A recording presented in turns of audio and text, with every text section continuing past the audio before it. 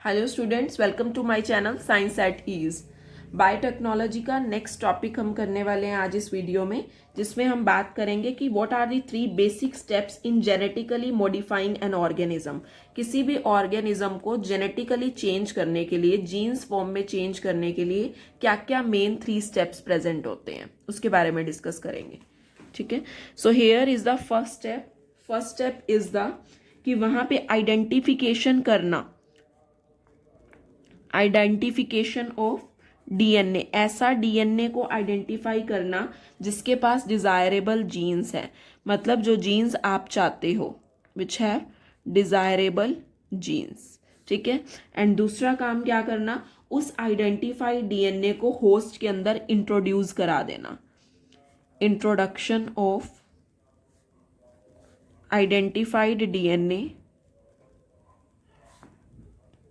Into host, host में उसे क्या कर देना, इंट्रोड्यूस करा देना। And third step is the maintenance of introduce DNA in the host. उस डीएनए को जो आपने होस्ट के अंदर इंट्रोड्यूस कराया है उसे अब आपने मेंटेन कराना है, ताकि वो ट्रांसफर हो सके या आप उसका ट्रांसफर करा सके टू इट्स प्रोजेनी, उसकी प्रोजेनी में ट्रांसफर हो जाए। So here maintenance of introduced DNA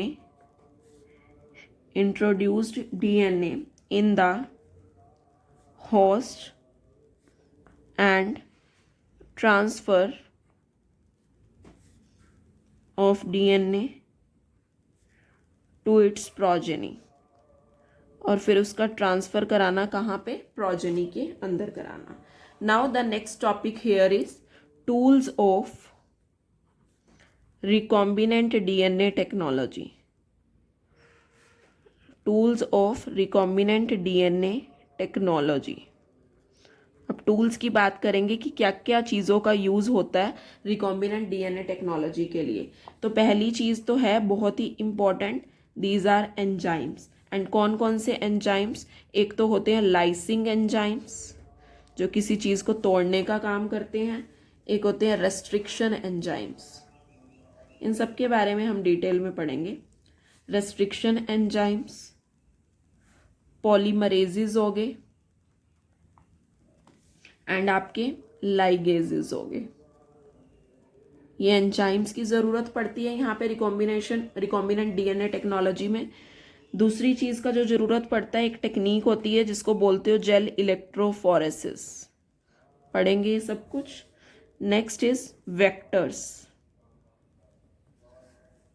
next DNA delivery system, जो डीएनए को डिलीवर भी कराते हैं।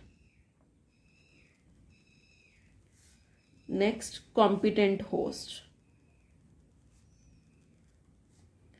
इन सब के बारे में हम डिस्कस करेंगे। तो सबसे पहले हम डिस्कस करने वाले हैं अबाउट द एंजाइम्स। एंजाइम्स के बारे में डिस्कस कर रहे हैं। A is the enzymes.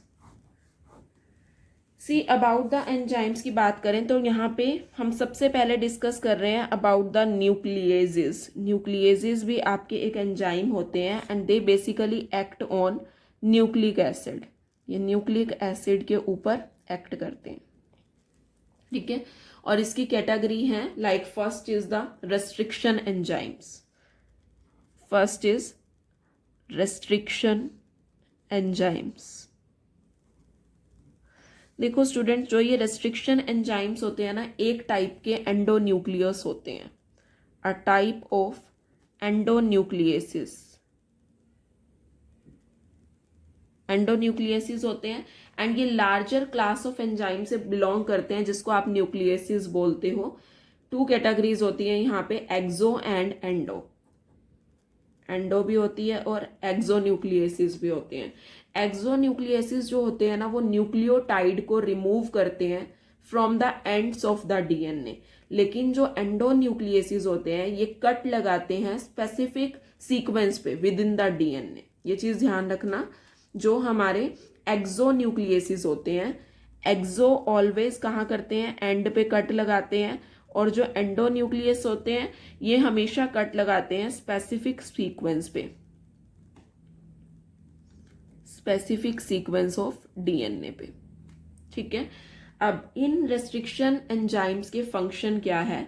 Restriction endonuclease जो है ये डीएनए की लेंथ को इंस्पेक्ट करता है, उसको पहचानता है और एक स्पेसिफिक रिकॉग्नाइजेशन सीक्वेंस को आइडेंटिफाई कर लेता है, जिस सीक्वेंस के अंदर ये बेसिकली रिकॉग्नाइज करता है स्पेसिफिक सीक्वेंस को, जिसको आप बोलते हो palindromic nucleotide sequence. This is palindromic nucleotide sequence होती है ये पहले, और ये हमेशा कट लगाता है each of the 2 strands in sugar phosphate backbone. जो शुगर फॉस्फेट बैकबोन बनता है वहां पे उन्हीं स्ट्रैंड्स पे ये कट लगाता है। और once it gets its specific recognisation sequence, जब इन एंजाइम्स को अपनी ये स्पेसिफिक रिकॉग्नाइजेशन सीक्वेंस मिल जाती है, ये पैलिंड्रोमिक सीक्वेंस बेसिकली पता है क्या होती है?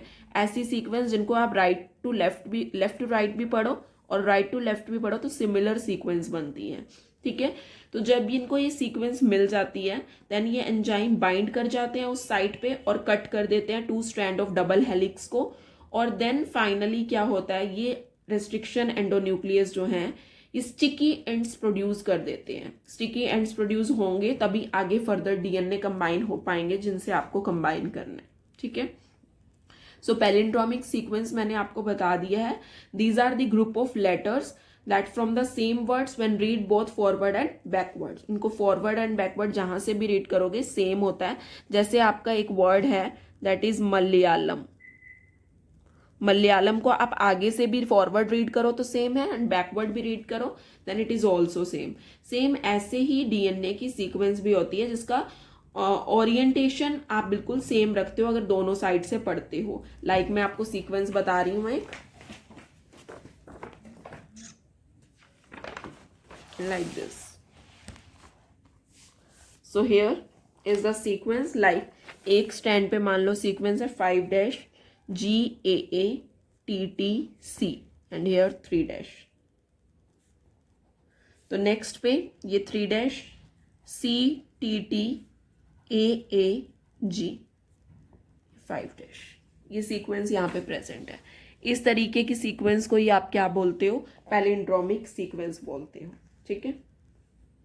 और रेस्ट्रिक्शन एंजाइम्स को आप यूज करते हो प्लास्मिड्स को कट करने के लिए भी एंड साथ साथ फॉरेन डीएनए मॉलिक्यूल को कट करने के लिए भी। तो ये रेस्ट्रिक्शन एंजाइम्स के बारे में कुछ बात थी।